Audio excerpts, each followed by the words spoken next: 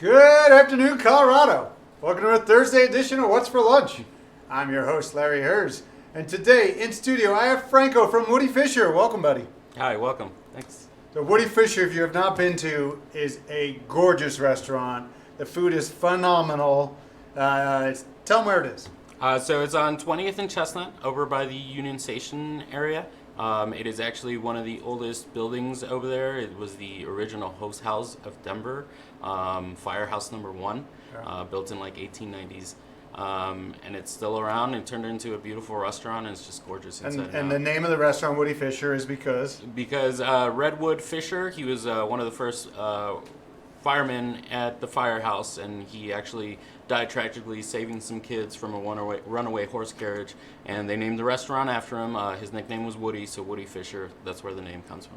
Now today we're doing something different. Instead of me just eating all the food, and we're going to actually make some food. We're going to make burrata. Yep. But before we get into that, can you give them an idea of what's on your menu these days? So what's on our menu these days? We have a few different proteins on there. We've actually just added a cool little noodle section on the menu. We've got some accompaniments to go with your proteins, some salads. We still got great pizzas on the menu. And we're looking forward to maybe revamping our menu come spring and getting some new additions and whatnot. Now you have a gorgeous bar there too. Is the bar open? The bar is open. We are seating half of the bar, the side where you're not making drinks in front of guests. Okay. But we do have some bar seats available, some lounge chairs available. So we've got pretty much the whole restaurant open and whatnot. Obviously, you're seating at the 25% capacity. And we're dinners only, 7 nights a week. 7 nights a week, 5 to 10 dinner only. Yeah. Currently, we're opening for brunch up in the next few weeks. So getting that back and going, we know people in the neighborhood really enjoy our brunch. So. Well, burrata is one of my favorite foods, and I've never made it, so let's Perfect. So we're going to walk through it. You're actually going to help me out by pouring up 1 scoop of that hot water over there into one of these bowls. Okay, 1 full scoop. Yeah, do 1 full scoop. Maybe 2 if you can fit 2 in there. Get it nice and hot.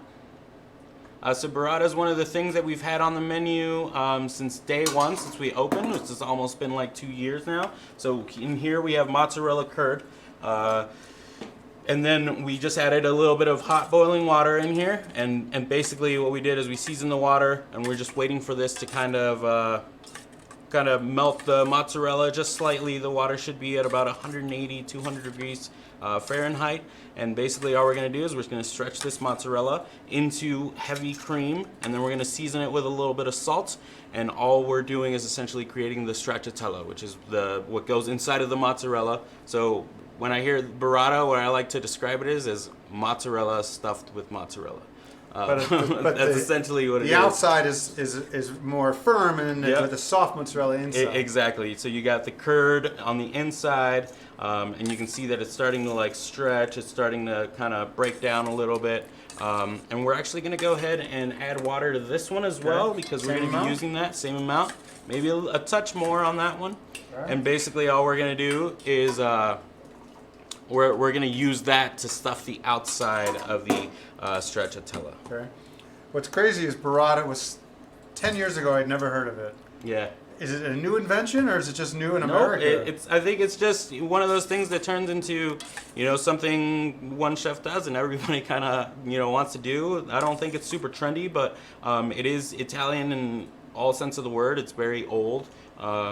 It's been made for years and years and years. I think it's just now catching on, and everybody, it's on every menu in the city now. So we make ours from scratch 100% of the way. That's not normal. Most places are not making them. Most places are not making them from scratch. Actually, I'm not 100% sure how many out there are making it from scratch, especially the process of making the actual stracciatella, which is, I think, the hardest part, and it's the art of actually burrata, is making the stracciatella and stretching these little pieces of like mozzarella, and you can see that they're starting to like stretch, and as they go on, you start stretching them, and you just start putting them into your cream here. And basically all you're doing is just stretching it in there, and normally it gets a little bit hotter and a little more stretchier, and you can just kind of rip these little threads out and kind of throw them into your mozzarella, and then you let this kind of sit overnight. But through We're not going to do that today. But through the power Magic. social media and magic and whatnot. So basically, that's how you make it. You just kind of stretch it out. You throw it in here. You get it in there. And basically, what happens with the mozzarella, you throw the kind of hot mozzarella in there, right? And with the cream, the mozzarella starts to actually absorb the cream. So it turns into this very creamy. It thickens the cream. It thickens the mozzarella. And you just kind of add it all in here. Little by little, but we're not going to go super deep into that process. That's just part of the process of like stretching it, which is stracciatella means Seems stretched like mozzarella. Really labor intensive. It's a little process. labor intensive, and then what we do is basically so this sits overnight, and you can let it sit in your fridge covered overnight. The next day you take some scissors and you just go through and you cut it and you break it up. In the restaurant we use a RoboCoupe, which is a food processor and whatnot, to make our life a little bit easier than having to sit there and cut each single strain. But if you're making it at home, you can literally stretch this, throw this into cream, cut it with scissors the next day, and then you just season it with a little bit of salt. You can add pepper if you want. You can add whatever other spices or herbs or anything that you want in it. But for the restaurant, we keep it simple and we keep it clean, which is just mozzarella. And the next day, it'll turn into this, which is your creamy stracciatella. This is what we're going to use to fill the burrata with. So, and now we take that same mozzarella curd that we have, and we go in here, and we start kind of working it once it's been sitting in here for a little bit. And we can actually throw maybe another, you know what I'm going to do? I'm going to empty this out a little bit. I feel like I'm on the Today Show, like where they have the cooking segment. We're going to pour in more hot water just to get it a little bit hotter. This is hot. It'll burn your fingers a little bit. Oh yeah, that bowl was hot. But basically what we want to do is get this to the point where it's, manageable. So you see it starts to stretch, it starts to come together. We're trying to get it into one piece. So we basically take one piece, kind of rip it off, stretch it out a little bit. And we like to get a really thin layer of mozzarella on the outside. At the restaurant, just so you're getting a little bit more of this creaminess, you want to throw that right in the middle. The inside's where it's at. Yeah, the inside is where it's at. You kind of fold these pieces up. Make a purse, right? You make a little purse and you just kind of pinch it right there. And you just pinch it off, and you turn it over, and you've got your little mozzarella, your little burrata, and then basically this is it. You want to give it a shot? And then how long, I don't know if we have time, how long does it sit before you serve it? So we can serve this right away. The fresher the burrata, the better. And then we normally take this, if you want to hand me that plate over there, we take this and we serve this with some grilled bread, or griddled bread, or whatever you want. We like to top it with a little bit of olive oil. Any olive oil will do. We like to use arbequina at the restaurant because it's a little sweeter. It's less medicinal in a sense. Then we like to top it with a little bit of Maldon salt, flaky salt. Who doesn't like crunchy salt? Beautiful salt. And then a little bit of black pepper. Mozzarella, black pepper goes great together. And then just to top it off, we like to add a little bit of basil at the restaurant. And then with all toast, when I like to eat my toast, I like eating it with something jammy, something cheesy, something sweet. So at the restaurant, we make a green tomato marmalade, and we like to serve that on the side.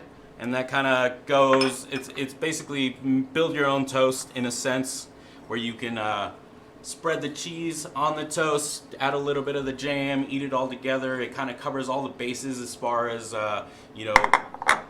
bringing everything together with a little bit of acidity, a little bit of that, creaminess of the cheese and whatnot. I have to try it. He'll make you more. Can just go in there, try it out, and try it at home. Make it at home. It's super simple to make. Yeah, that looked really simple. Yeah, it's super easy. It's a lot of fun to make. And it tastes great, and it's one of our best sellers at the restaurant. What's your website?